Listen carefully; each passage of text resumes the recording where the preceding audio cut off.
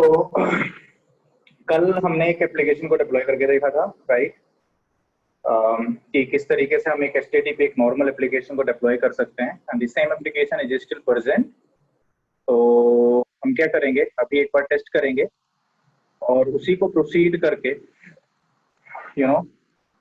फिर हम देखेंगे अभी साथ के साथ कि अगर कोई HTTPS बेस्ड वेबसाइट को होस्ट करना हो तो कैसे करेंगे, राइट? तो मेरा जो LTM है that should be up now, ठीक है, या एंड रनिंग स्टेट में है।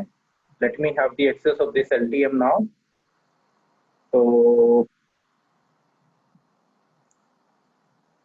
एक्सेस भी हो जाएगा, ठीक है। और साथ में अगर कहोगे तो पट्टी के थ्रू भी एक्सेस ले लेते हैं इसका, राइट?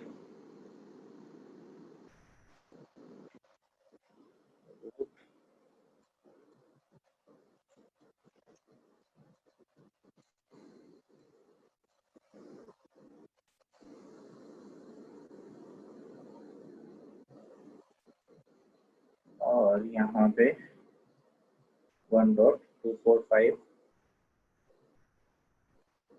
हो जाएगा, मिल जाएगा एक्सेस ये भी, ठीक है। अभी इन ऑपरेटिव स्टेट में दिखा रहा है ना ये जैसे एक्टिव दिखाएगा, ठीक है, वैसे हमें वेब एक्सेस मिल जाएगा इसका।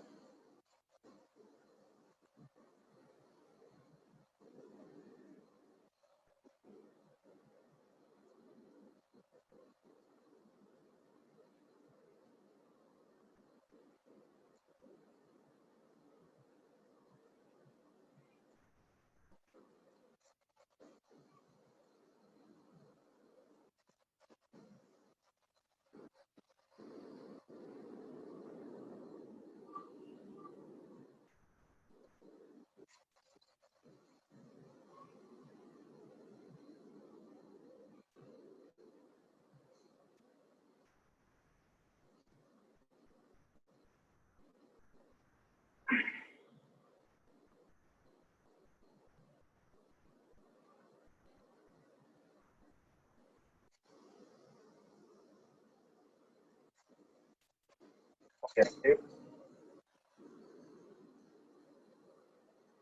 ये भी हो गया। फिर जैसे उधर एक्टिव हुआ, ये मुझे इसका अगर UI के थ्रू वेब UI के थ्रू एक्सेस मिल गया, राइट?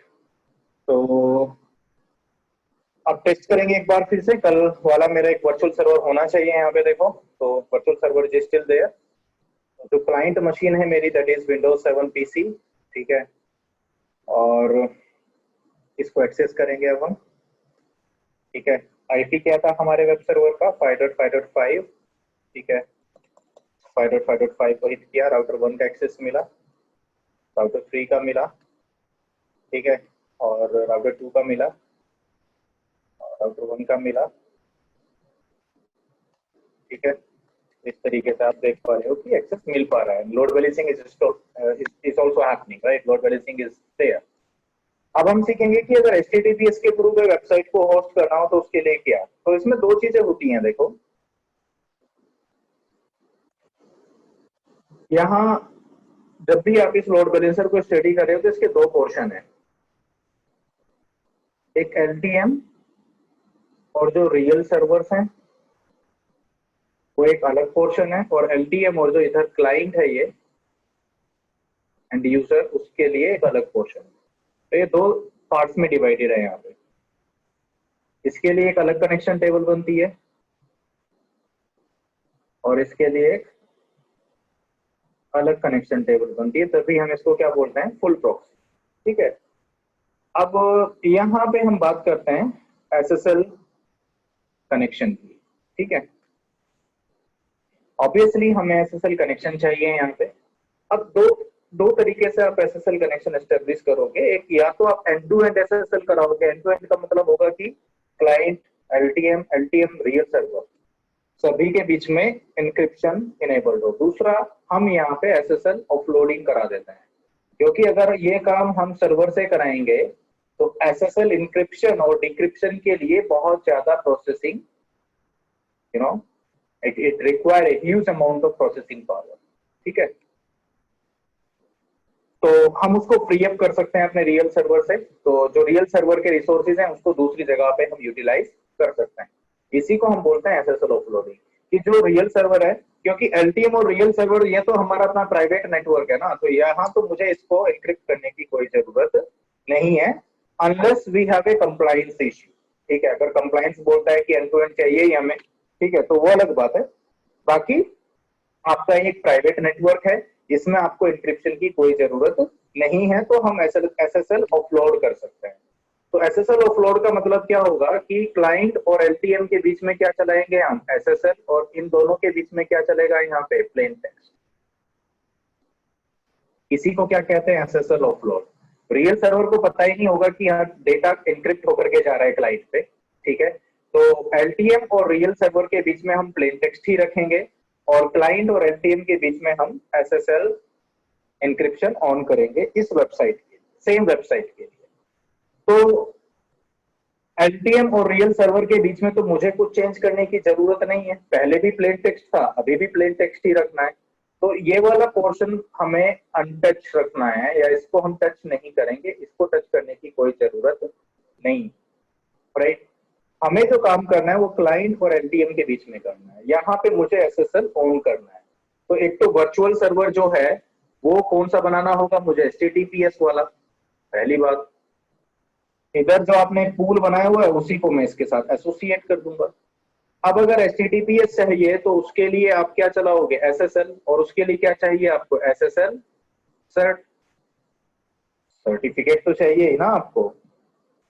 आप डिजिटल सिग्नेचर ही यूज करोगे यहाँ पे ऑथेंटिकेशन के लिए, यस सर, ठीक है। आप सर्टिफिकेट यूज करने वाले हो ऑथेंटिकेशन के लिए, इंक्रिप्शन के लिए आप यहाँ पे, ठीक है, आप कोई तो एल्गोरिथम यूज करोगे, ठीक है। तो वो नेगोशिएशन होनी चाहिए क्लाइंट और एनटीएम के बीच में, साइफर स्क्रिप्ट नेगोशिएट होने चाहिए।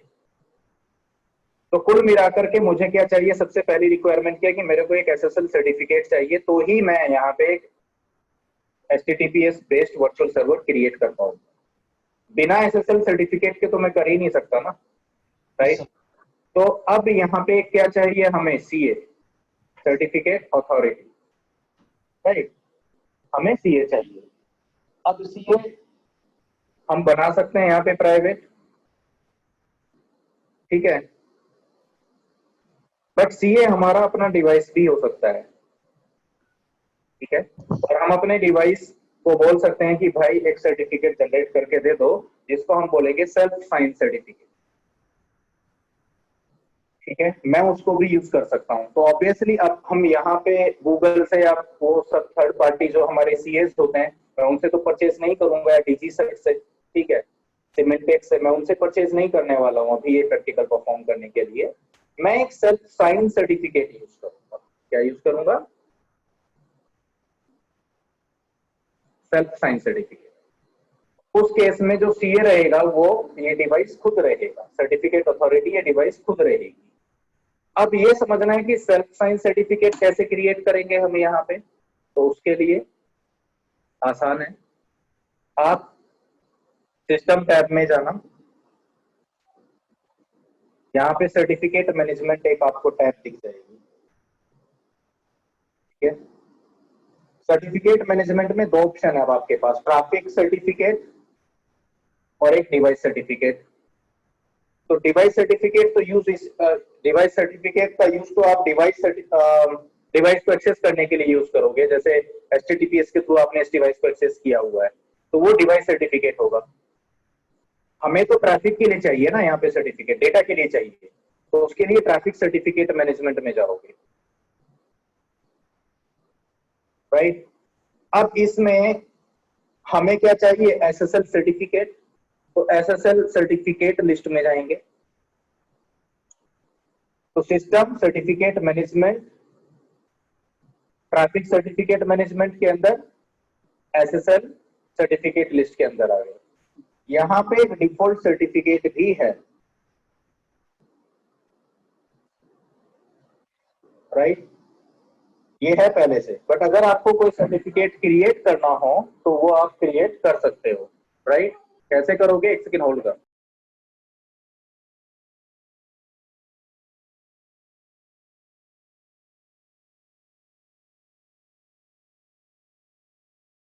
राइट, तो आप सेल्फ साइन सर्टिफिकेट यहाँ पे क्रिएट भी कर सकते हो। वैसे एक डिफॉल्ट सर्टिफिकेट है यहाँ पे जो मैं यूज कर सकता हूँ यहाँ पे।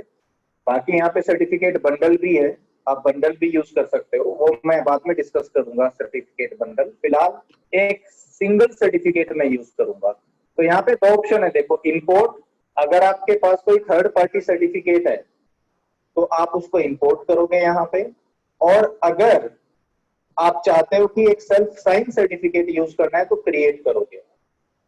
तो अगर आप थर्ड पार्टी से सर्टिफिकेट लोगे तो वो यहाँ पे आपको इंपोर्ट करना पड़ेगा, कुछ इस तरीके से कि जैसे सर्टिफिकेट मेरे को इंपोर्ट करना है, उसकी कीज भी मुझे इंपोर्ट करनी होंगी, ठीक है, वो सर्टिफिकेट भी मुझे इंपोर्ट करना होगा, ठीक है।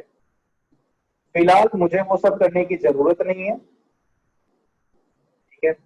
मैं सीधे सीधे क्या क्रिएट करूंगा, सेल्फ साइन सर्टिफिकेट, नेम दे दो, जैसे मैंने दे दिया इसको name self sign certificate. Issuer self है कि कोई सर्टिफिकेट अथॉरिटी है, सर्टिफिकेट अथॉरिटी तो नहीं है बोस, ठीक है। मैं क्या करूंगा यहाँ पे सेल्फ साइन सर्टिफिकेट ही रखूंगा। अब यहाँ पे कॉमन नेम जरूरी है, जैसे मैंने क्या दे दिया टेस्ट, ठीक है, that's mandatory part of this certificate. बाकी कुछ मैंडेटरी नहीं है, तो आई कीप इट सेम। जो इंपॉर्टेंट है वो ये नीचे वाला की टाइप आरएस है, तो आरएस से ही यूज करेगा ऑथेंटिकेशन के लिए, और 2048 बिट्स में रखा है इसको। यहाँ पे आप 1024 भी रख सकते हो, अप टू 4096, इन चारों ऑप्शन में कोई एक आप सेलेक्ट कर सकते हो। 2048 मिनिमम माना जाता है कि मिनिमम आपको 2048 यूज करना चाहिए, बाकी बेस्ट रहेगा 4096। अब इसका इम्पैक्ट आता है ऑब्वियसली, जितनी ज्यादा कीज रखोगे आप, जैसे 1024 में अगर एक बॉक्स 50,000 एसएसएल ट्रांजेक्शन पर सेकंड परफॉर्म कर सकता है, तो 2048 करते ही वो हो जाता है 10,000, मतलब 5 टाइम्स उसकी जो परफॉर्मेंस है वो रिड्यूस हो जाती है। तो ये चीज हमें पता होनी चाहिए, राइट। आप जितना ज्यादा की साइज रखोगे, बड़ा की साइज रखोगे, ऑब्वियसली अटैकर को उस की को ब्रेक कर पाना उतना ही मुश्किल होगा, बट हमारे रिसोर्सेज उतने ही ज्यादा यूटिलाइज होंगे।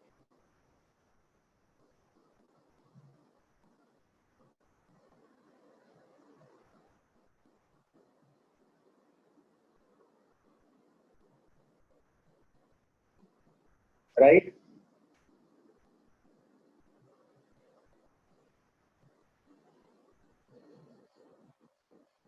Yes sir. ओके।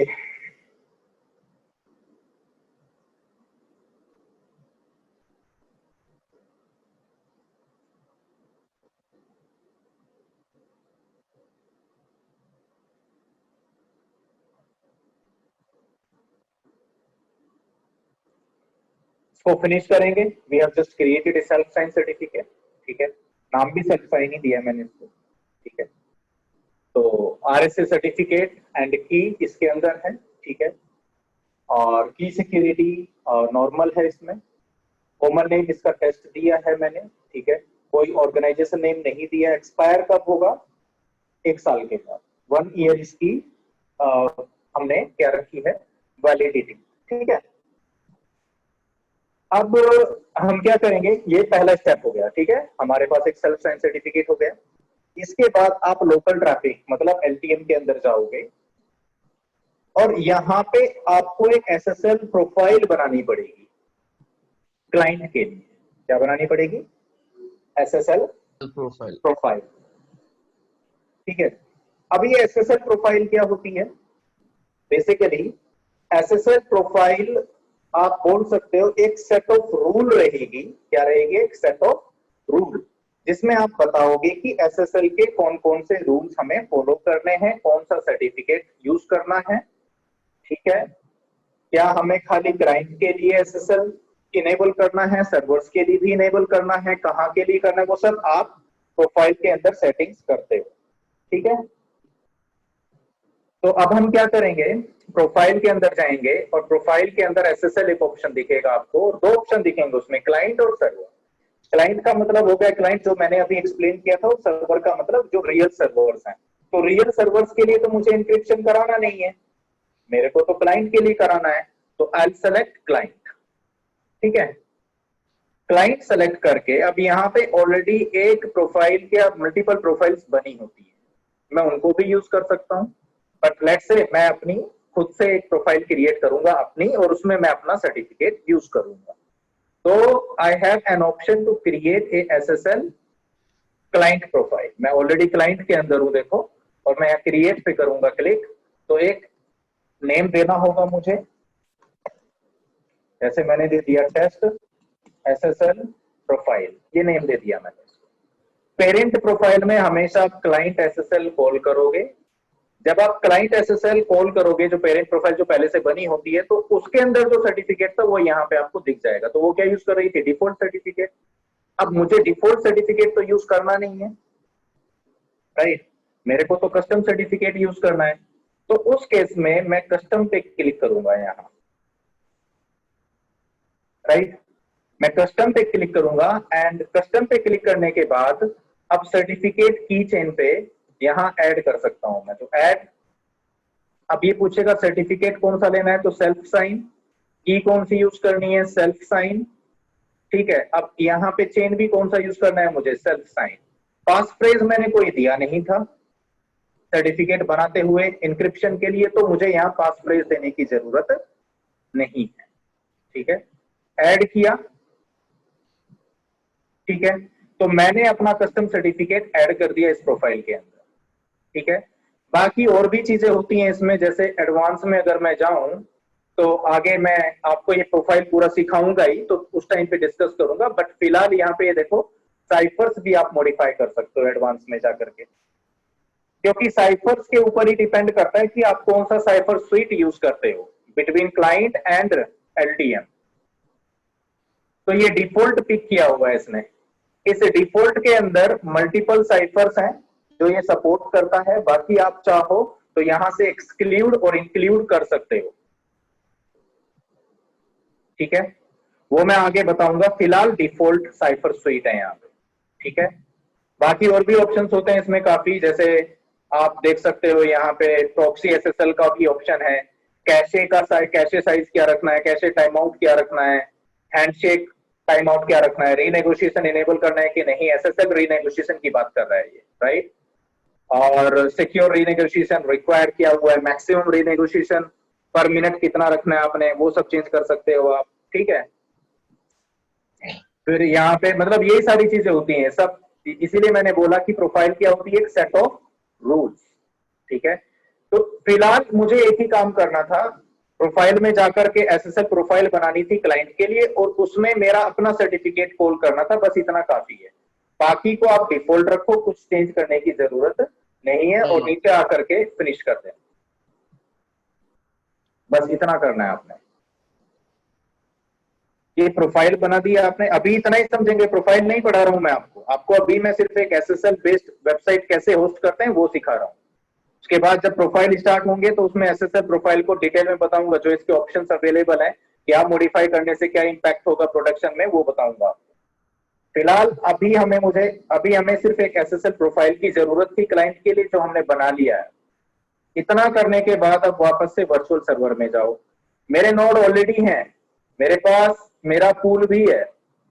अब मैं वर्चुअल सर्वर में जाऊंगा, वर्चुअल सर्वर भी है लेकिन पोर्ट 80 पे लिसन करने वाला है। अब अगर मैं चाहता हूँ HTTPS बेस्ड वेबसाइट होस्ट हो जाए, तो मुझे क्रिएट करना पड़ेगा एक नया वर्चुअल सर्वर। इसको नेम दे दो, जैसे मैंने डाल दिया HTTPS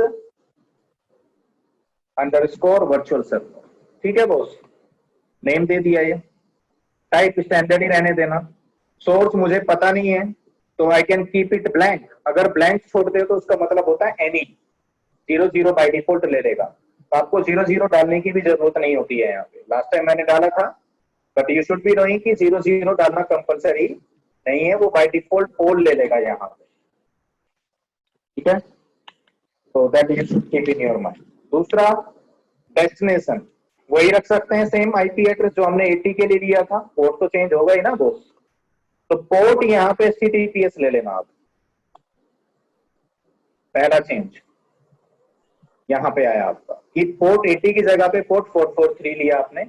स्क्रॉल डाउन करो तो यहाँ पे आपको एक SSL प्रोफाइल दिखाई देगी, दोनों के लिए, क्लाइंट के लिए भी रख सकते हो, सर्वर के लिए भी रख सकते हो। सर्वर के लिए आप तब कॉल करोगे जब आप LTM और सर्वर के बीच में भी इंक्रिप्शन चलाना चाहते हो, फिलहाल उसकी जरूरत नहीं है। तो SSL प्रोफाइल क्लाइंट के लिए कॉल करेंगे, बनाई भी थी मैंने टेस्ट SSL प्रोफाइल करके, उसको कॉल करेंगे यहाँ पे, ठीक है। स्क्रॉल डाउन करो, करते जाओ और नीचे आएगा पूल आपका। डिफॉल्ट पूल कुछ नहीं है, वेब सर्वर पूल को कॉल करूंगा जो मैंने ऑलरेडी बनाया हुआ है। तो सर्वर साइड में कोई चेंज नहीं किया मैंने, खाली क्लाइंट साइड में चेंज किया है कि प्रोफाइल SSL प्रोफाइल यूज करनी है। फिनिश करो, ये एक और वर्चुअल सर्वर बन गया आपका, ठीक है बॉस। अब हम देखेंगे कि क्या हम HTTPS के थ्रू वेबसाइट एक्सेस कर पा रहे हैं, और उसको देखने के लिए मैं यहाँ पे एक कैप्चर भी लगा देता हूं।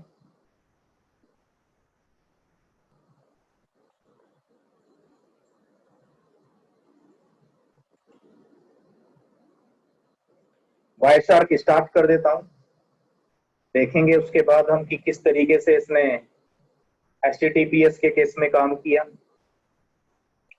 वापस जाऊंगा अब मैं क्लाइंट मशीन पे, यहां मैं एक्सेस करूंगा 5.5.5 को। तो ये तो HTTP के थ्रू एक्सेस हुआ, तो HTTP से अगर कोई एक्सेस करना है तो आपको क्या लगाना पड़ेगा, HTTPS और 5.5.5। तो अब मैंने HTTPS पे हिट किया। अब जब HTTPS पे हिट किया तो इसने बोला कि आपका जो कनेक्शन है वो सिक्योर नहीं है। क्यों बोला? कि सर्टिफिकेट आया, और ये सर्टिफिकेट क्या है हमारा, इनवैलिड। क्यों है इनवैलिड वो देखेंगे हम अब। ये रहा, issued to test, issued by test, common name मैंने टेस्ट ही लिया था ना, वैलिड तो है, लेकिन क्या मैं इस सर्टिफिकेट अथॉरिटी को जानता हूं? तो क्या कह रहा है ये, the CA root certificate is not trusted. To enable trust, install this certificate in the trusted root certificate authorities store. तो हमें ये वहां पे सर्टिफिकेट इंस्टॉल करना पड़ेगा। सर्टिफिकेट पाथ में गया, कुछ है ही नहीं, ठीक है। तो इसने इसको सिक्योर नहीं माना है। तो अभी तक अगर आप देखोगे तो यहाँ पे जो हुआ, ये मैं एक काम करता हूं, TCP को सेलेक्ट करता हूं यहाँ पे, और TCP को सेलेक्ट करने के बाद स्ट्रीम नहीं रखता मैं, खाली TCP को सेलेक्ट करता हूं। तो TCP को अगर आप सेलेक्ट करोगे तो बॉस ये 443 वाला देखो, आप सिन गया, सिनैक आया और एक भी गया आपका, दैट्स प्रीटी कूल, जरूरी भी था। उसके बाद क्लाइंट हेलो हमने भेजा, ठीक है। क्या भेजा हमने? Client hello. अगर क्लाइंट हेलो को देखोगे, ये मैंने भेजा, मेरे ब्राउजर ने भेजा। क्लाइंट हेलो में जो ये साइफर स्वीट सपोर्ट करता है ब्राउजर मेरा, वो सारी इंफॉर्मेशन उठा करके दे दी ब्राउजर ने कि भाई लोग मैं ये सारे साइफर स्वीट को सपोर्ट करता हूं।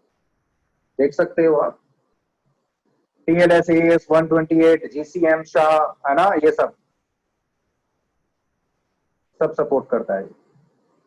ये इंफॉर्मेशन दी। अब जब आपने क्लाइंट हेलो भेजा तो उधर से क्या आना चाहिए, सर्वर हेलो, जिसमें कि वो अपना सर्टिफिकेट भी देगा। इसको ओपन करोगे आप, ये देखो साइफर स्वीट इसने जो नेगोशिएट किया सर्वर ने, वो बोला कि मैं TLS ECDHE RSA with AES 128 GCM SHA 256 use करूंगा, ठीक है। साथ में ये अपना सर्टिफिकेट लेकर के आया,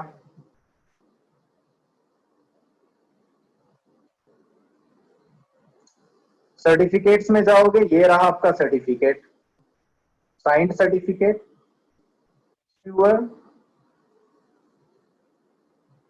जो भी था,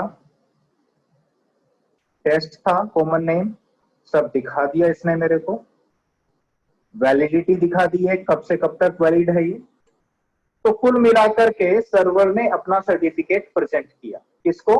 क्लाइंट को, सर्वर हेलो के अंदर। उसके बाद तो कुछ आया ही नहीं, वो अलर्ट इसने सेंड किया। अलर्ट में क्या बोला इसने कि भाई ये जो सर्टिफिकेट है ये वैलिड नहीं है, मेरे लिए सर्टिफिकेट क्या है? अननोन। ठीक है, ये अलर्ट इसने किसको दे दिया? आपके सर्वर को। उसके बाद मैं एडवांस में जाकर के यहां पे क्या कर सकता था? प्रोसीड अनट्रस्ट।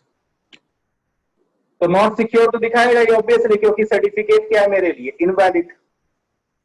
बट फिर भी मैंने कनेक्शन बनाया ना यहाँ पे, और ये दिखेगा भी आपको कि कनेक्शन बना है यहाँ पे। तो अभी अगर आप देखोगे तो वापस से इसने सिन, ठीक है, इसने यहां पे वापस से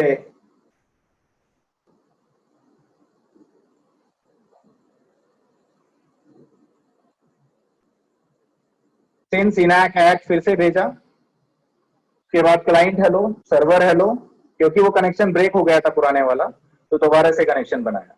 और फिर देखो साइबर, ये अगर आप देखोगे तो 10.100 ने इसको भेजा एनक्रिप्टेड हैंडशेक मैसेज, ठीक है, और सर्वर हेलो के बाद ये भेजा हैंडशेक प्रोटोकॉल, ठीक है, साइफर स्पैक मैसेज भेजा, ठीक है। तो ये सारा इसने किसको इन्फॉर्म किया? सर्वर को। और उसके बाद देखो एप्लीकेशन डेटा जाना स्टार्ट हो गया। 5.5.5 ने भेजा, एनक्रिप्टेड है, you can not read that. गेट भी गया तो वो भी एनक्रिप्टेड है, ये गेट ही गया होगा ना इसके अंदर। अब मैं कहां से दिखाऊं तुम्हें? तो एनक्रिप्टेड है, बट गया तो गेट ही है ना, यहाँ से उधर से रिस्पॉन्स आया होगा, वो भी एनक्रिप्टेड है। तो डेटा तो एनक्रिप्टेड है अभी यहाँ पे। So that's how it is working, ठीक है। अगर ये हमारा ट्रस्टेड सर्टिफिकेट होता तो मुझे ये मैन्युअली प्रोसीड करने की जरूरत नहीं होती, ये मुझे रेड मार्क यहाँ पे शो नहीं करता। लेकिन अब एक छोटी सी प्रॉब्लम है। प्रॉब्लम ये है कि जब आप किसी वेबसाइट को एक्सेस करते हैं प्रोडक्शन में, जैसे आपने एक्सेस किया google.com को, ऐसे क्या आप कभी HTTPS मैनुअली लगाते हो? यहाँ पे ऑटोमेटिकली HTTPS पे चला जाता है, लेकिन मेरे केस में ऐसा नहीं है। यहाँ पे जो मैंने ये टेस्ट लैब बनाई है, इसके हिसाब से क्या है कि HTTP अगर मैं बाय डिफॉल्ट रखता हूं, मतलब ऐसे टाइप करके एंटर हिट करता हूं, तो ये HTTP पे ही जाता है, लाइक इस तरीके से 5.5.5 ये HTTP पे गया है, ये आई नहीं, HTTPS यूज ही नहीं किया इसमें, राइट। बट अगर मैं यहाँ पे HTTPS लगाता हूं तो ठीक है, तो दिखाएगा ये। अब आप कहोगे सर ये तो दोनों में ही तो नो सिक्योर दिखा रहा है। यहाँ पे सर्टिफिकेट तो आया बॉस, बनाया TLS कनेक्शन मैंने बनाया उसके साथ, तो सर्टिफिकेट इनवैलिड है, इसलिए यहाँ पे ये दिखा रहा है इनसिक्योर। तो मुझे मैनुअली बताना पड़ रहा है इसको कि भाई HTTP पे जाना है कि HTTPS पे जाना। ये तो गलत हुआ ना। मैं चाहता हूं मेरी वेबसाइट सिर्फ और सिर्फ HTTPS से एक्सेस हो, HTTP से ना हो। तो अब मैं क्या करूंगा कि जो मेरा बिग आईपी है, मैंने यहाँ पे दोनों तरीके से इसको होस्ट किया हुआ है, मैं पोर्ट 80 वाले वर्चुअल सर्वर को क्या कर दूंगा? डिसेबल या डिलीट कर दिया। अब अगर आपने ऐसा किया तो इससे एक प्रॉब्लम आएगी एंड यूजर्स को कि जब भी वो इसको नॉर्मली हिट करेगा 5.5.5 को, उसको एक्सेस ही नहीं मिलेगा, उसको फिर भी मैनुअली यहाँ पे क्या डालना पड़ेगा? HTTPS, तो एक्सेस मिल जाएगा उसको।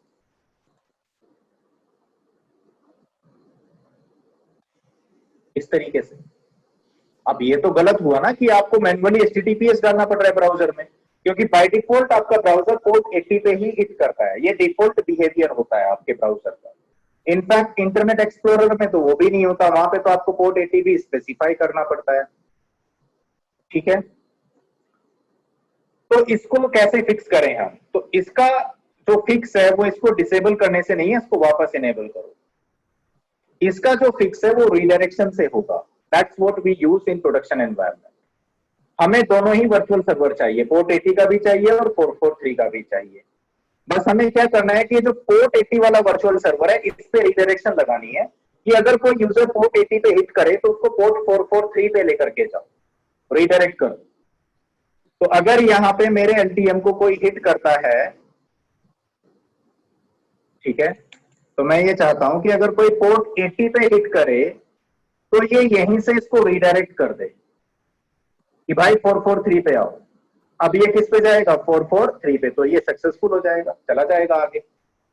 हमें कुछ ऐसा सिनेरियो चाहिए, कुछ ऐसा हमें सोल्यूशन चाहिए।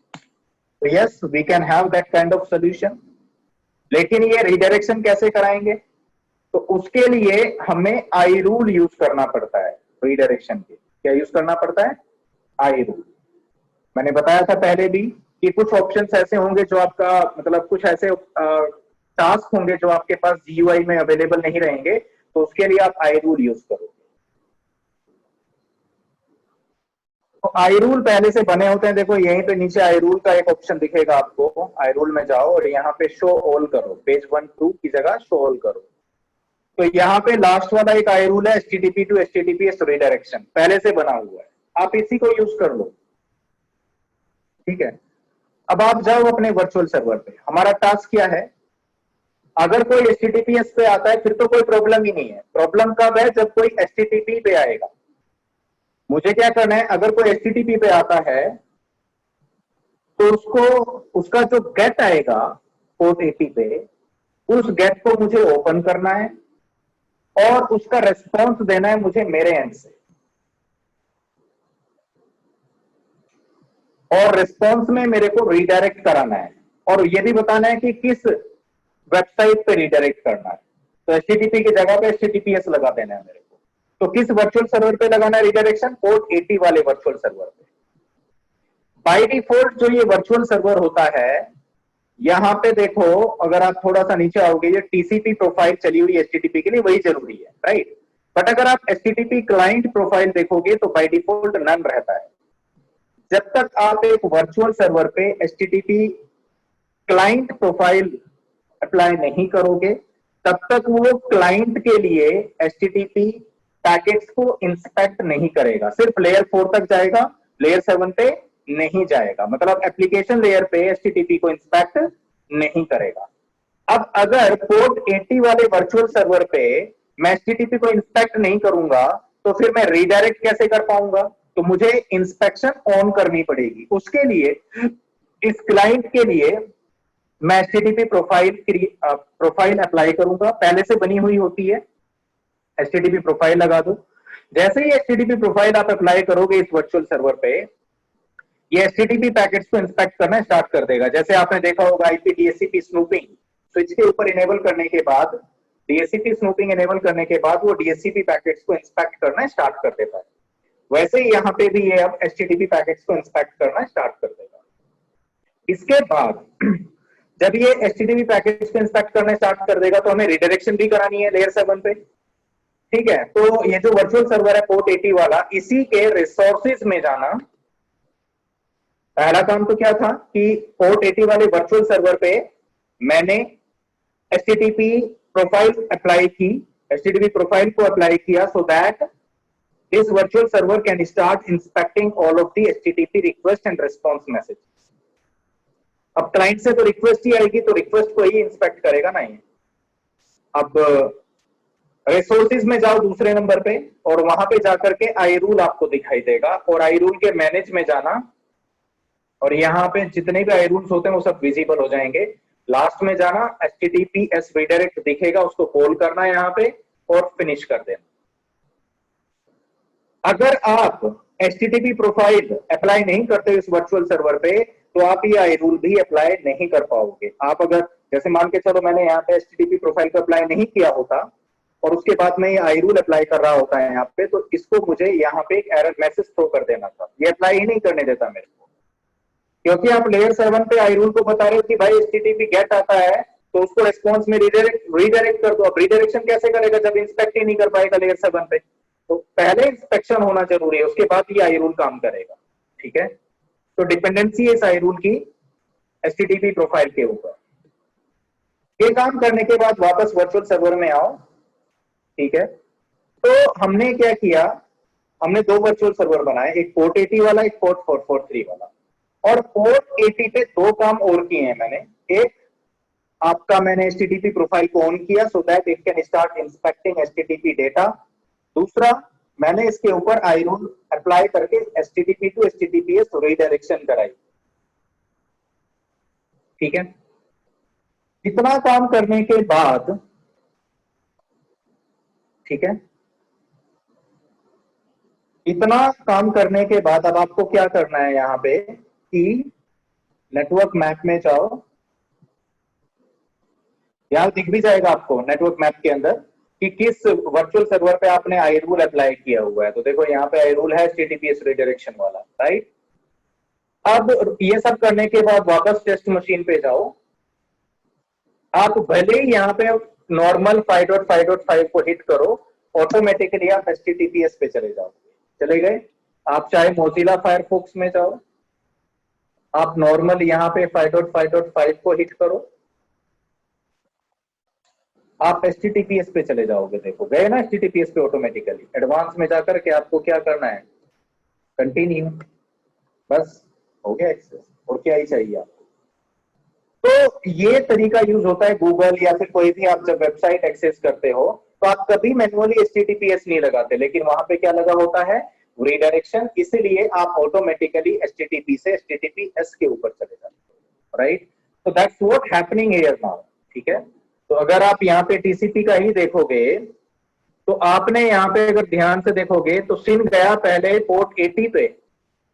ये देखो, अगर आप ध्यान से देखोगे, इसको मैं स्टॉप कर देता हूं और ये वापस एनालाइज करेंगे हम।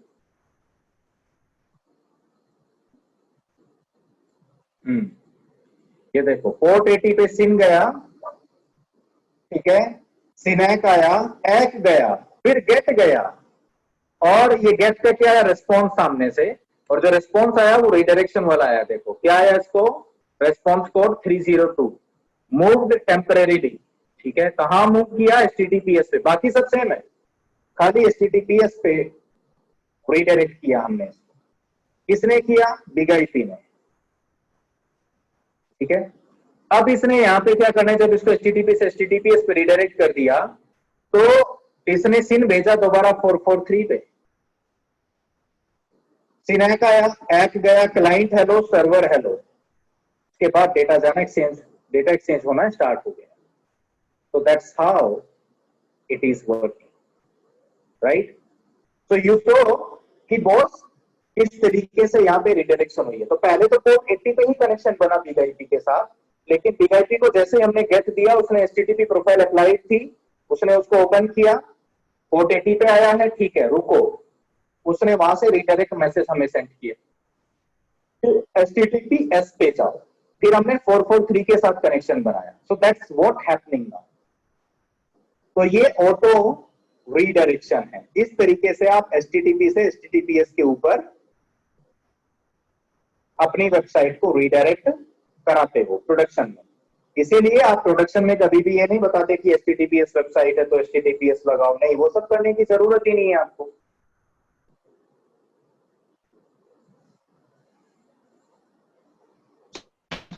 Sir I have a question here. बोलो।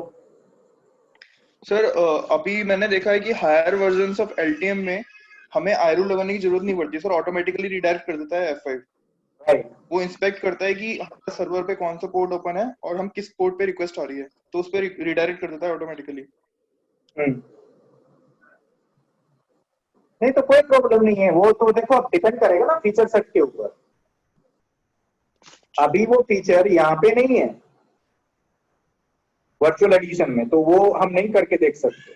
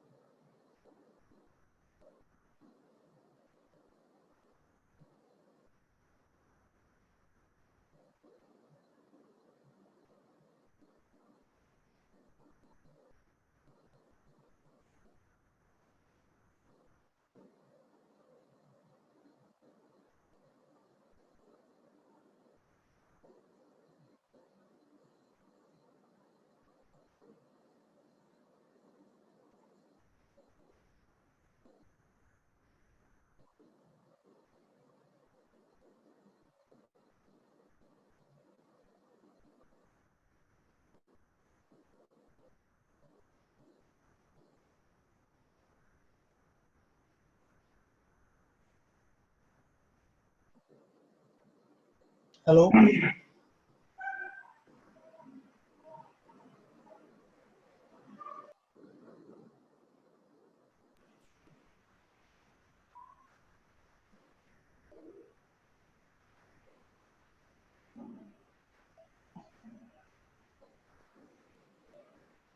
अभी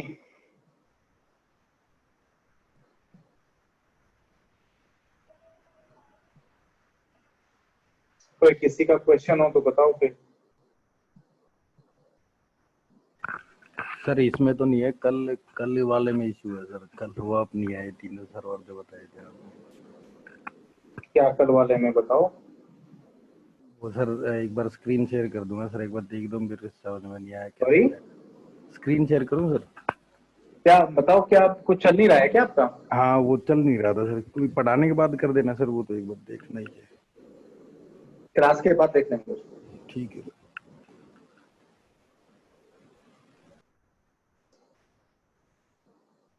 सौरभ सर। हाँ जी सर इसका स्टडी मटेरियल वगैरह चाहिए था वो। सर, दे तो दिया, हाँ दिया सर। सबको ईमेल कर चुका हूँ मैं। अरे मेरे पास नहीं है। नहीं सर, आपने मुझे ईमेल आईडी नहीं दी होगी ना फिर। हाँ। हाँ, ऐसा बोलो ना फिर। फिर कहाँ से आएगा? अरे नहीं, मुझे लगा आपने पीयूष वगैरह से ली होगी तो इसलिए पूछ रहा था सर। नहीं नहीं, मैंने आपको बोला था बैच में कि आप मुझे अपनी ईमेल आईडी दे दीजिए। ओके सर, कर दिए सर अब। ठीक है, तो ये इस तरीके से आप कॉन्फ़िगर करोगे, इस तरीके से आप यू नो एक HTTPS बेस्ड वेबसाइट को होस्ट करोगे यूजिंग वर्चुअल सर्वर। दूसरा जो इसमें अब मुझे आपको बताना है वो ये है कि जो पूल आप बनाते हो उसके अंदर ही लोड बैलेंसिंग एल्गोरिदम्स आप सेट करते हो, राइट? पूल के अंदर मेंबर्स हैं आपके, और ये मेंबर्स के बीच में load balancing algorithm by default क्या है? Round robin. ये मैंने आपको कल भी बताया था, ठीक है? इसमें सिर्फ दो ही एल्गोरिदम ऐसी होती हैं जो मैनुअल होती हैं, वन इज राउंड रॉबिन और दूसरा रेशियो। बाकी डायनामिकली काम करती हैं बैकएंड में, ठीक है? आप वैसे तो राउंड रॉबिन भी बैकएंड में डायनामिकली ही काम करेगी, लाइक वन बाय वन ही ये कनेक्शन को डिस्ट्रीब्यूट करता है among all of the servers, ठीक है? जितने आप कनेक्शन इनिशिएट करोगे क्लाइंट साइड से, वो सभी कनेक्शन डिस्ट्रीब्यूट करेगा हमारा big IP among all of the physical servers, ठीक है?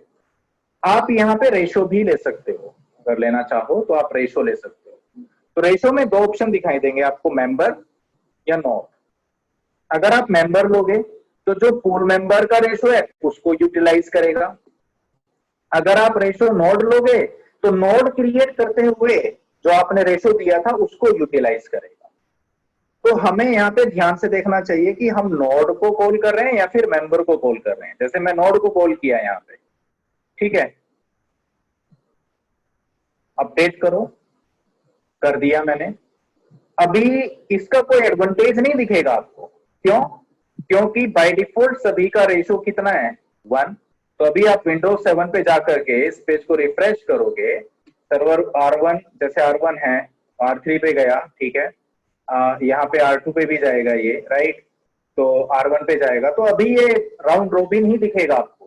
क्यों? क्योंकि सभी का रेशो इक्वल है। अब अगर आप नोड्स पे जाकर के मान के चलो सर्वर 1 को आपने रेशो दे दिया 2, तो ये 2 हो गया, यहाँ पे बाकी पे 1 1 रहेगा, ठीक है? तो 2:1:1 के रेशो में रिक्वेस्ट अब आपकी डिवाइड होनी चाहिए, ठीक है? अपडेट किया मैंने इसको। अपडेट करने के बाद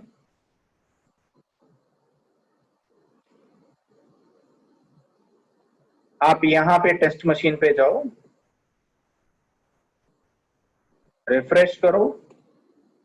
अभी R1 से गया, R3 से गया, R1 से गया, R2 से गया, R1 से गया और फिर R3 से जाएगा, ठीक है? फिर R1 R2 से गया, ये R1 से गया, R1 से गया, R3 से गया, R2 से गया। मतलब कुल मिलाकर के जो फाइनल रेशो होगा वो 2:1:1, 2 रिक्वेस्टें आपकी सर्वर 1 पे जाएंगी और एक सर्वर 2 एंड 3 पे जाएगी। तो इस तरीके से आपको यहाँ पे ये दिखाई देगा और वो चेंजेस अब आपको अपने बिग आईपी पे भी दिख जाने चाहिए। जैसे नोड्स पे गया, स्टैट्स निकालो तो आपको दिख जाएगा कि कितनी रिक्वेस्टें किस नोड के ऊपर गई है।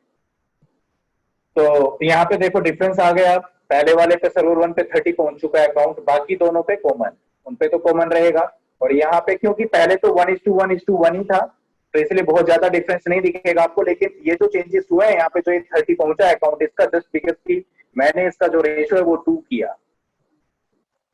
ठीक है, तो आप रेशियो भी ले सकते हो यहाँ पे। ठीक है, रेशियो से अलग आप यहाँ पे अगर वापस से पूल में जाओगे, पूल के अंदर जाओ आप और जहां पे मेंबर्स आपको दिखेगा उधर लोड बैलेंसिंग एल्गोरिदम दिख जाएगी। तो अभी तो रेशो नोड लिया, आप रेशो मेंबर भी ले सकते थे। तो उस केस में आपको मेंबर के ऊपर रेशो डिफाइन करना होगा। बाय डिफॉल्ट मेंबर्स का भी रेशो क्या होता है 1। और आपको पता है नोड और मेंबर में डिफरेंस क्या होता है, right? That I don't have to explain you कि what is the difference between node and pool member, right? अब इसमें और भी लोड बैलेंसिंग एल्गोरिदम्स हैं, जैसे कि लीस्ट कनेक्शंस आप ले सकते हो। तो लीस्ट कनेक्शन का मतलब होगा कि जिसके पास सबसे कम कनेक्शंस होंगे ये उसके पास जाएगा। लेकिन लीस्ट कनेक्शन में प्रॉब्लम एक और हो सकती है। ठीक है, राउंड रोबिन, देखो आइडियली आपको राउंड रोबिन ही दिखेगी प्रोडक्शन एनवायरनमेंट में, क्योंकि सभी सर्वर्स की कैपेसिटी ऑलमोस्ट सेम होती है। ठीक है, तो उस केस में आप राउंड रोबिन यूज करोगे अगर सभी सर्वर्स की कैपेसिटी सेम है। तो राउंड रोबिन ज्यादातर केसेस में आपको देखने को मिलेगा, राइट? बाकी रेशियो भी देखने को मिल सकती है आपको अगर कहीं पे सर्वर की कैपेसिटीज में डिफरेंस है। मान के चलो सर्वर 1, सर्वर 2, सर्वर 3 और ये आपका बिग आईपी है। तो ये तो आपके ऊपर डिपेंड करेगा कि आप किस रेशियो, किस तरीके से लोड बैलेंसिंग परफॉर्म करना चाहते हो। राउंड रोबिन में 1 by 1 फायदा क्या है, एक एक करके ही डिस्ट्रीब्यूट करेगा रिक्वेस्ट्स को, ठीक है, कनेक्शंस को अमंग ऑल सर्वर्स, सभी को इक्वली यूटिलाइज करेगा ऑलमोस्ट। ठीक है, और ये बेस्ट एल्गोरिदम होती है अपने आप में, जहां पे आपके सर्वर्स की जो कॉन्फ़िगरेशन है वो सेम हो, प्लस आप स्टैटिक डेटा एक्सेस करते हैं। स्टैटिक डेटा का मतलब ये है कि एक सेम अमाउंट ऑफ डेटा है जो यूजर्स एक्सेस करते हैं ऑलमोस्ट, उनको सेम टाइम के लिए ही हमारे वेब सर्वर्स पे आना होता है। ठीक है, उस केस में ये सबसे बेस्ट एल्गोरिदम है। बट अगर आपको लगता है कि नहीं, एक सर्वर की कैपेसिटी आधी है, बाकी उसे तो आपको फिर रेशो यूज करना चाहिए जिससे कि आधी रिक्वेस्टें जाएं उसके पास। ठीक है, फिर आप इसमें अगर डायनामिक की तरफ जाओगे, डायनामिक लोड बैलेंसिंग एल्गोरिदम्स, तो उसमें फिर आपको यहाँ पे लीस्ट कनेक्शन दिख जाएगा। ठीक है, तो एक बार मैं थोड़ा सा थ्योरी आपका यहाँ पे कवर कर लेता हूँ, 1 सेकेंड।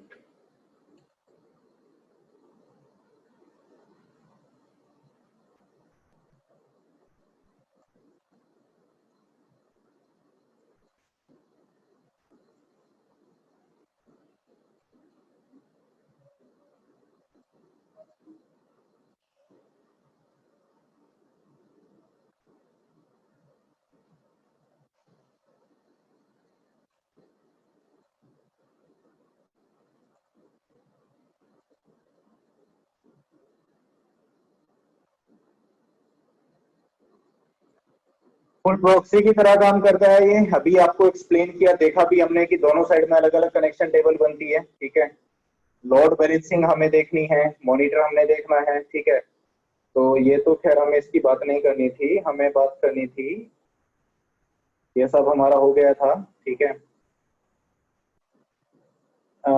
मेंबर्स नोड्स ये बता दिया मैंने आपको, वर्चुअल सर्वर बता दिया मैंने आपको। ठीक है, और किस तरीके से एड्रेस ट्रांसलेट करता है वर्चुअल सर्वर, खाली बाय डिफॉल्ट डेस्टिनेशन आईपी को ट्रांसलेट करता है, वो भी बता दिया आपको। पैकेट फ्लो बताया आपको, किस तरीके से पैकेट फ्लो होता है। ठीक है, और कॉन्फ़िगरिंग पूल, कैसे पूल कॉन्फ़िगर करना है। ठीक है, लॉग्स कैसे देख सकते हैं, ऑडिट लॉग्स कैसे देखेंगे हम। ठीक है, वर्चुअल सर्वर को कैसे कनेक्ट करना है, नेटवर्क मैप कैसे दिखता है, ठीक है। लोड बैलेंसिंग एल्गोरिथम्स की अगर बात करें तो स्टैटिक में राउंड रोबिन और रेशियो मैंने आपको यही बताया था, राइट। डायनामिक के अंदर आपका लीस्ट कनेक्शन आ जाता है, फास्टेस्ट आ जाता है, ऑब्जर्व आ जाता है, प्रिडिक्टिव आ जाता है, और डायनामिक रेशियो भी किसमें आता है, डायनामिक के अंदर। अब इसमें दोनों ही ऑप्शन होते हैं कि लीस्ट कनेक्शन नोड के लिए लेना है, लीस्ट कनेक्शन आपको मेंबर के लिए लेना है, और दोनों में डिफरेंस होता है, और काफी बड़ा डिफरेंस है, टेक्निकल डिफरेंस है, जो हमें पता होना चाहिए, so that if we are deciding the load balancing algorithm, तो दोनों में क्या डिफरेंस है वो हमें पता होना चाहिए। Because if you are not really aware with the differences, ठीक है,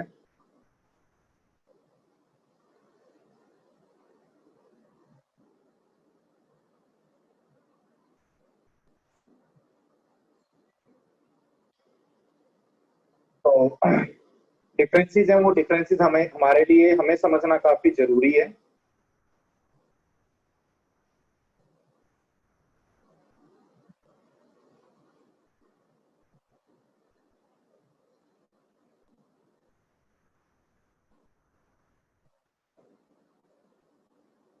राइट, और देखेंगे इसको, समझेंगे कि अगर आप नोड सेलेक्ट करोगे तो क्या है, और अगर मेंबर सेलेक्ट करोगे तो उसका क्या इम्पैक्ट आता है, ठीक है। तो लीस्ट कनेक्शन की अगर यहाँ पे बात करें, जैसे राउंड रोबिन तो आपको समझ में आया होगा कि राउंड रोबिन का मतलब क्या है, यहाँ पे 1 by 1, ठीक है, इस तरीके से आप इवनली आप डिस्ट्रीब्यूट करोगे अपने कनेक्शंस को। बट अगर रेशियो की बात करोगे तो जो रेशियो आप सेट करोगे अपने सर्वर्स के ऊपर, वो इस तरीके से देखो, जैसे आपने 3:2:1:1, 4 सर्वर है, चारों पे आपने इस तरीके से सेट कर दिया, ठीक है। तो ऐसा नहीं है कि पहली 3 रिक्वेस्ट पहले सर्वर पे जाएगी, ऐसे नहीं होता। First request server 1, second server 2, then 3 server 3, 4 server 4, fifth server 1, sixth server 2, seventh फिर से सर्वर 1। एक साइकिल कंप्लीट हो गया, एक साइकिल कंप्लीट हुआ, क्योंकि एज पर द रेशियो 3:2:1:1 ये टोटल 7 रिक्वेस्ट है। 7 में से 3 जानी थी पहले सर्वर से, 2 जानी थी दूसरे से, और बाकी दोनों से एक एक, वैसे हो गया। दूसरे साइकिल में 8 फिर से सर्वर 1, फिर 9 server 2, 10 server 3, 11 server 4, 12 server 1, 13 server 2 and 14 फिर से सर्वर 1। अब ये सेकंड साइकिल कंप्लीट हुआ। So that's how your ratio works, and this is how it worked when I performed this practical. ठीक है, ये होता रेशियो। लीस्ट कनेक्शन में ये टोटल कनेक्शन काउंट करता है। देखो, the next request goes to device with fewest open connections. Open connection किसके साथ, किसके पास कितने हैं, तो देखो यहाँ पे एक सर्वर के पास 459, एक के पास 460, एक के पास 461 और एक के पास 470। पहली रिक्वेस्ट गई तो जिसके पास सबसे कम है उसके पास गया वो, ठीक है। अब हो गया 460, 459 थी, 460 हो गया, दूसरे पे भी 460 है, तीसरे पे 461 है। अब जब दूसरी रिक्वेस्ट आई तो अब सर्वर 1 सर्वर 2 दोनों पे कॉमन कनेक्शंस हैं, तो वो फिर से सर्वर 1 को ही सेलेक्ट करेगा। अब हो गया यहाँ पे 461। तीसरी आएगी तो सर्वर 2 पे गया वो, उसका भी 461 हो गया। अब फोर्थ आएगी, अब दोनों पे 461 है तो फिर से सर्वर 1 को सेलेक्ट करेगा वो। फिर फिफ्थ पे गया, अब हो गया 462 उस पे भी, ठीक है। इसके बाद जब 6 रिक्वेस्ट आएगी तो देखेगा सबसे कम किस पे है, सर्वर 3 पे, दैट हैज 461, तो अब इस पे जाएगी, ठीक है। तो कुल मिला के जिसके पास सबसे कम होती है रिक्वेस्टें उसके पास जाएगा, नेक्स्ट रिक्वेस्ट उसके पास जाएगी। और अगर आपके पास 2 सर्वर है जिनके पास नंबर ऑफ कनेक्शंस कॉमन है, तो उसमें जो पहले आएगा सर्वर 1 सर्वर 2 सर्वर 3 इस तरीके से, मतलब जिसका आईपी एड्रेस पहले आएगा, आईपी एड्रेस कुछ तो दिया ही होगा ना आपने, तो वो उसके पास जाएगा, ठीक है। इस तरीके से होता है, kind of round robin follow हो जाता है अगर 2 सर्वर के पास almost same number of connections होते हैं। तो ये मतलब होता है लीस्ट कनेक्शन। इस एल्गोरिथम की सबसे बड़ी प्रॉब्लम है, अगर मान के चलो मेरे यहां पे ये सर्वर की कैपेसिटी है एक 1000 कनेक्शन की, ठीक है, और इन तीनों सर्वर्स की कैपेसिटी है 5000 कनेक्शन, 5 गुना ज्यादा कैपेसिटी इन तीनों की। अब यहां पे जो कनेक्शंस हैं, लेट्स से 900,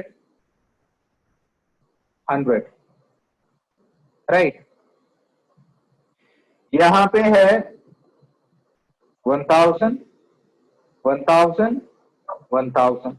अब जो नेक्स्ट रिक्वेस्ट आएगी वो किसके पास जाएगी? जिसके पास सबसे कम है वो कौन है? ये। लेकिन ये तो सबसे ज्यादा एग्जॉस्ट हो रखा है, सबसे ज्यादा एग्जॉस्ट तो यही हो रखा है, तो ये तो गलत हुआ ना, फिर इसके पास नहीं जाना चाहिए इसको, क्योंकि ये तो फुलफिल होने वाली है इसकी मैक्सिमम जो कनेक्शन लिमिट है, ये गलत है, राइट। इसलिए ये बहुत कम यूज होती है प्रोडक्शन में, लीस्ट कनेक्शन। इसकी जगह पे फिर आ जाता है weighted least connection, weighted least connection, जिसमें कि ये भी देखता है कि कनेक्शन लिमिट क्या है। उस केस में फिर आपको कनेक्शन लिमिट लगानी पड़ती है सर्वर्स पे, और कनेक्शन लिमिट के पर्सपेक्टिव में या उसके प्रोपोर्शनली वो देखेगा कि कितने कनेक्शन होने चाहिए, ठीक है। तो ये हो गया लीस्ट कनेक्शन। लीस्ट कनेक्शन के बाद, ठीक है,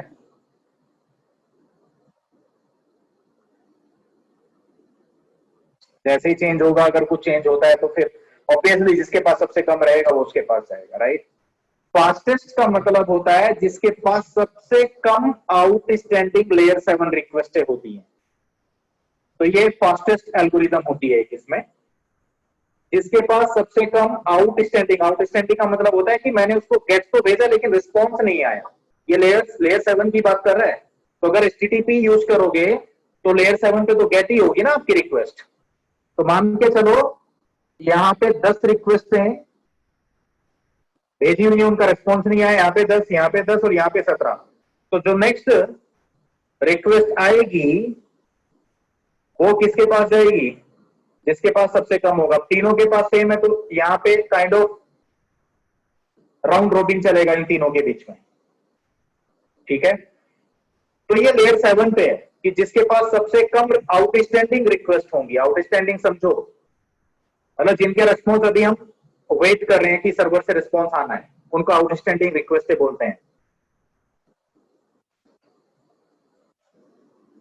लीस्ट सेशन भी होता है। ये परसिस्टेंस टेबल, जब आप परसिस्टेंस ऑन कर देते हो तो जिसकी परसिस्टेंस टेबल में सबसे कम रिकॉर्ड होंगे, जिसकी परसिस्टेंस टेबल में सबसे कम सेशन होंगे, उसके पास जाएगी नेक्स्ट रिक्वेस्ट। ये भी बहुत कम यूज होती है और वो फास्टेस्ट भी काफी कम यूज होती है और ये भी कम यूज होती है, ठीक है।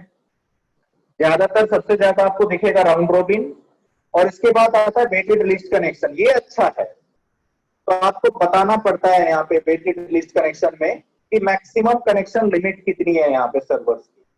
तो मैक्सिमम कनेक्शन लिमिट तो आपको सेट करना ही पड़ेगा इधर। Does that make sense?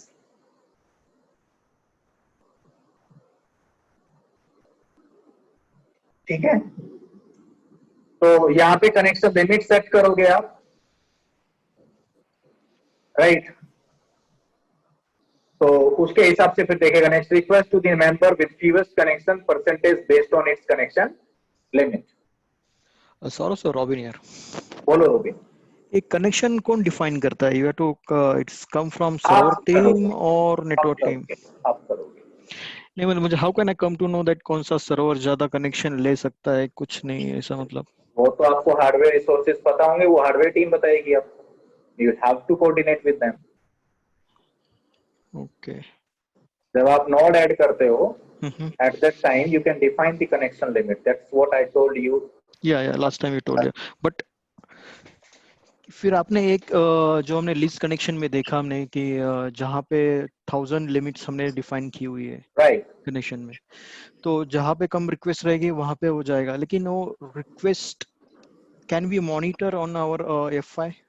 हाँ ऑफ कोर्स, एफआई को तो पता ही होता है ना कि कितने कनेक्शन किस सर्वर के साथ बने हुए हैं। अभी कनेक्शन टेबल में वो सारा रिकॉर्ड तो इसके पास रहता ही है ना। Okay, you get my point.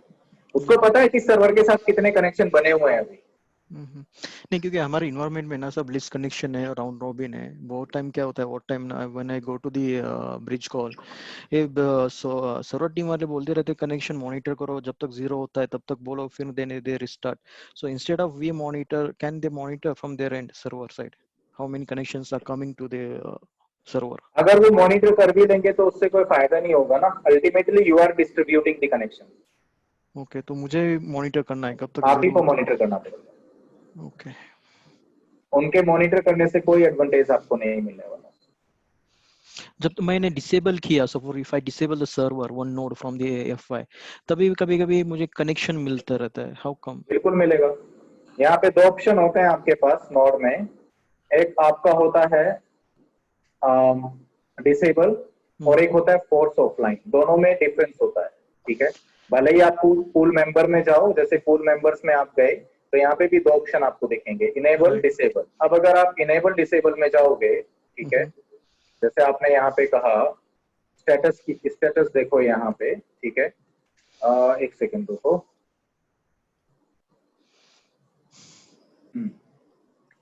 यहाँ डिसेबल का एक ऑप्शन होता है और एक फोर्स ऑफलाइन का मतलब होता है, ठीक है।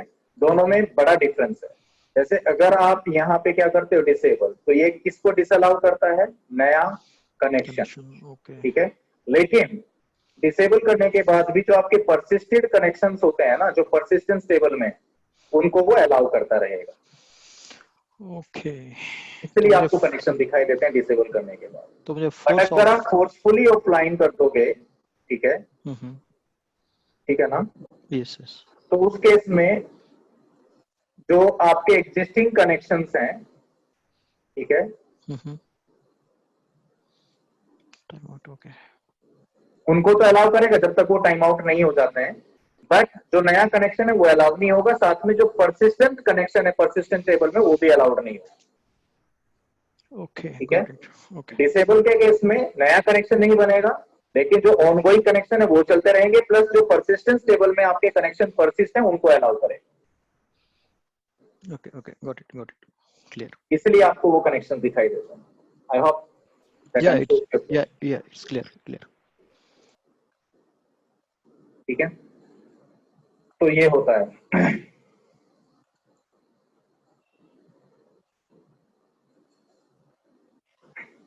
तो वेटेड लिस्ट कनेक्शन मैंने पहले ही बताया था कि इसकी जरूरत पड़ेगी आपको, क्योंकि जरूरी नहीं होता कि हर एक सर्वर की जो कैपेसिटी है वो सेम हो, ठीक है। और वैसे भी कई बार क्या होगा in most of the cases कि आप हो भी सकता है ऐसे, मतलब ज्यादातर अभी अगर आपके नए सर्वर लगे हैं, पूरा डेटा सेंटर आपने रिबिल्ड किया, तो obviously all servers are going to have the common like hardware resources, तो उस केस में ज्यादा प्रॉब्लम्स आएंगी नहीं आपको। बट फिर भी you have an option of configuring weighted list connection, ठीक है। इसमें सिर्फ आप हर एक सर्वर की कनेक्शन लिमिट सेट करोगे, आप करोगे वो based on it's hardware capacity, कितने कनेक्शंस वो हैंडल कर सकता है एट वन टाइम, ठीक है। और फिर जो उसका ऑलरेडी जो कनेक्शन यूटिलाइज हो चुके हैं उसकी परसेंटेज निकालेगा, और जिसका सबसे कम यूटिलाइज हुआ होगा अभी तक, वो उसको उसको नेक्स्ट कनेक्शन फॉरवर्ड करेगा, right. So that's how it works. Observe और प्रिडिक्टिव ये दोनों थोड़ा अलग ही टाइप का है, ठीक है, ऑब्जर्व और प्रिडिक्टिव। तो ऑब्जर्व की अगर आप बात करोगे ना, तो ऑब्जर्व यूज होती है प्रोडक्शन में ज्यादा, और ना ही प्रिडिक्टिव यूज होती है, ध्यान रखना।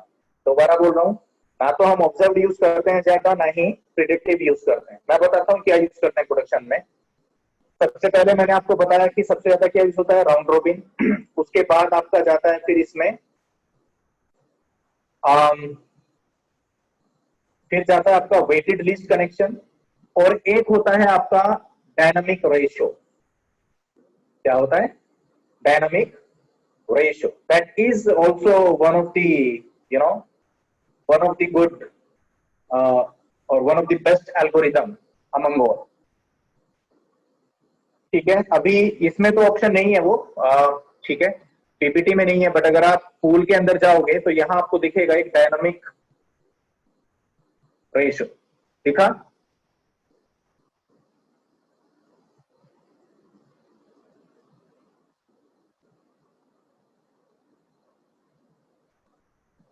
ठीक है, तो ये डायनामिक रेशो आप यूज कर सकते हो, बट इस केस में ना आपको फिर डायनामिक रेशो के केस में यहाँ पे एक और एक डिफरेंट टाइप ऑफ मॉनिटर आपको अप्लाई करना पड़ेगा, क्योंकि डायनामिक रेशो में क्या होगा, रेशो आप डिफाइन नहीं करोगे। डायनामिक रेशो में रेशो आप डिफाइन नहीं करोगे, कौन डिफाइन करेगा? आपका big IP automatically bye monitoring your real server. ठीक है, तो उस केस में आपको यहां पे एक मॉनिटर अप्लाई करना पड़ता है जिसको हम कहते हैं, वन सेक, जिसको हम कहते हैं WMI। ये WMI मॉनिटर आपको अप्लाई करना पड़ता है अपने सर्वर्स के लिए। इसमें क्या होगा, ये रियल टाइम में आपका CPU यूटिलाइजेशन, डिस्क यूटिलाइजेशन, आपके OS की information, load percentage, disk usage percentage, physical memory utilization, ये मॉनिटर करेगा। और जो ये रिसोर्सेज यूटिलाइज हो रहे हैं आपके बैकएंड रियल सर्वर्स पे, उसके बेसिस पे ये रेशो डिफाइन करेगा। तो जहां पे यूटिलाइजेशन कम होगा सर्वर्स का, उसके लिए हायर रेशो डिफाइन करेगा ऑटोमेटिकली। जहां पे यूटिलाइजेशन ज्यादा होगा उस पर रेशो रिड्यूस कर देगा ये ऑटोमेटिकली। इसीलिए इसको क्या बोलते हैं हम, डायनामिक रेशो। और डायनामिक रेशो के केस में आपको ये मॉनिटर अप्लाई करना कंपलसरी होता है, तो ही आप डायनामिक रेशो को यूज कर पाओगे। आया समझ में कि नहीं आया?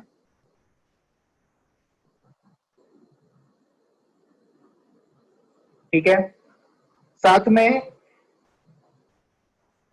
आपको मेक श्योर करना होगा कि वो WMI आपका जो विंडोज सर्वर्स हैं, ये WMI विंडोज के लिए ही होता है। ठीक है, विंडोज सर्वर्स पे वो सपोर्टेड हो, WMI को वो सपोर्ट कर रहा हो, राइट। तो यहाँ ये सारी चीजें होती हैं आपकी, तो इस तरीके से आप वो डायनामिक रेशो में जा पाते हो। तो इन एवरी 5 सेकेंड करेगा। आप इसको ज्यादा भी मतलब थोड़ा एग्रेसिव बना सकते हो, राइट। आप देख सकते हो कि हर एक 2 सेकेंड में सर्वर का यूटिलाइजेशन कितना है, और उसके बेसिस पे फिर आप अपना रेशो मॉडिफाई करते रहोगे। तो that's the meaning of dynamic ratio under the load balancing algorithm. समझ आया होगा आई होप आपको। तो तब आप डायनामिक रेशो लोगे। ठीक है, फास्टेस्ट बहुत ज्यादा पॉपुलर नहीं है, ये मतलब बहुत ज्यादा पॉपुलर नहीं है क्योंकि एप्लीकेशन लेयर पे काम करती है। ये फास्टेस्ट का मतलब ये होता है कि जिस सर्वर के पास सबसे कम आउटस्टैंडिंग लेयर 7 रिक्वेस्टें होंगी उसके पास जाएगा नेक्स्ट कनेक्शन। ठीक है, ये ज्यादा पॉपुलर नहीं है। पॉपुलर वही है जो मैंने आपको बताया सबसे पहले, राउंड रॉबिन सबसे ज्यादा यूज होता है। दूसरे नंबर पे आप वेटेड लिस्ट कनेक्शन ले लेते हो, और तीसरे नंबर पे आता है डायनामिक रेशियो। यही 3 एल्गोरिथम सबसे ज्यादा यूज होती है प्रोडक्शन में। आप अपने यहाँ पे देख लेना, अगर कुछ डिफरेंट है तो मुझे बता देना, मैं आपको एक्सप्लेन कर दूंगा कि वो क्यों रखी होगी शायद आपको। बट अगर रिकमेंडेड देखोगे तो रिकमेंडेड यही है, round robin and then your weighted list connection and finally dynamic ratio.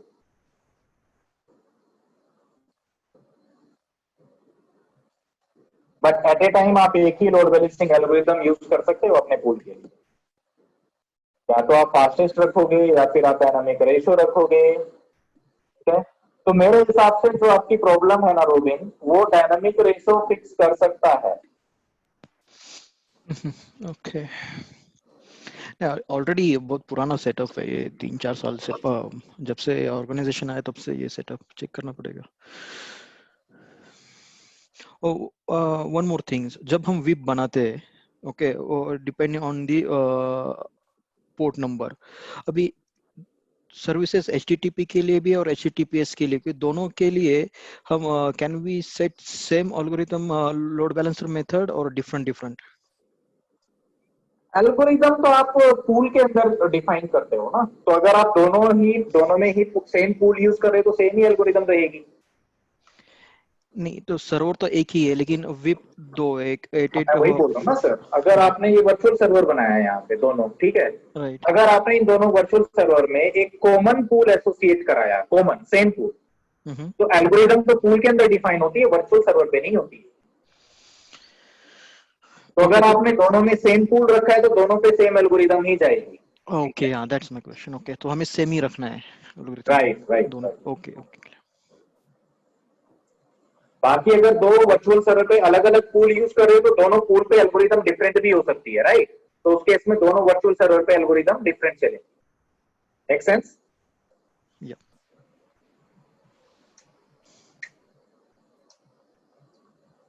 तो ये चीजें हैं, ठीक है, ये डिस्कस किया मैंने। और अब नेक्स्ट कल करते हैं अब, ठीक है? आज के लिए काफी है इतना, इसको प्रैक्टिस में लेकर के आओ, ठीक है? जो कराया है अभी तक मैंने आप लोगों को, और जो कल मैं आपको कराऊंगा आप पढ़ के आ सकते हो पहले से। कल मैं आपको बताऊंगा different types of virtual servers and their usage, ठीक है? और अगर हमारे पास मल्टीपल वर्चुअल सर्वर्स हैं तो उस केस में एक वर्चुअल सर्वर कैसे सेलेक्ट होता है, राइट? जैसे आपके पास सिस्को राउटर्स पे राउटिंग टेबल में मल्टीपल राउट्स अवेलेबल है, but finally one path has to be selected, ठीक है? तो वो किस तरीके से पाथ को सिलेक्ट करता है? तो आपने देखा होगा longest prefix match, then AD values, then metric and so on, जो भी होता है। वैसे यहाँ पे भी रहेगा कि अगर एक पैकेट आया उसका जो डेस्टिनेशन आईपी है वो मल्टीपल वर्चुअल सर्वर से मैच होता है, राइट? तो किस वर्चुअल सर्वर को पिक करेगा, कौन सा वर्चुअल सर्वर उस पैकेट को प्रोसेस करेगा? So that we should be aware of. या If you have any questions, please let me know else we are good to go. या मैं वही सवाल पूछने वाला था मैं आपको कि राउटिंग टेबल कौन सी रहती है इसमें, मतलब नहीं, Like- routing table is something different. यहाँ पे मैं बता रहा हूँ, मेरा यहाँ पे ये कि वर्चुअल सर्वर कैसे सेलेक्ट करेगा ये कि कौन सा वर्चुअल सर्वर, एक रिसीव्ड पैकेट है आपके पास, ठीक है? आपको एक जो इसका आउटसाइड इंटरफेस उस पे एक पैकेट रिसीव हुआ, उसका जो डेस्टिनेशन आईपी है वो आपके ये वर्चुअल सर्वर से भी मैच करता है, इससे भी मैच करता है। दोनों में से कौन सा वर्चुअल सर्वर उसको प्रोसेस करेगा? तो अगर आईपी मैच हुआ तो पोर्ट नंबर भी देखेगा ना बॉस वो, राइट। तो आईपी पोर्ट दोनों मैच होंगे तो वो उसको पिक करेगा। बट अभी अगर मैं यहाँ पे एक और वर्चुअल सर्वर क्रिएट कर दूं और इसका डेस्टिनेशन आईपी दे दूं यहाँ पे 5.5.0/28, तो 5.5.5 पे इसको भी बिलोंग करता है। तो अब किसको पिक करेगा? तो हमें पता होना चाहिए कि किस तरीके से the virtual server is selected if there are many or there are multiple virtual server exist on your big IP.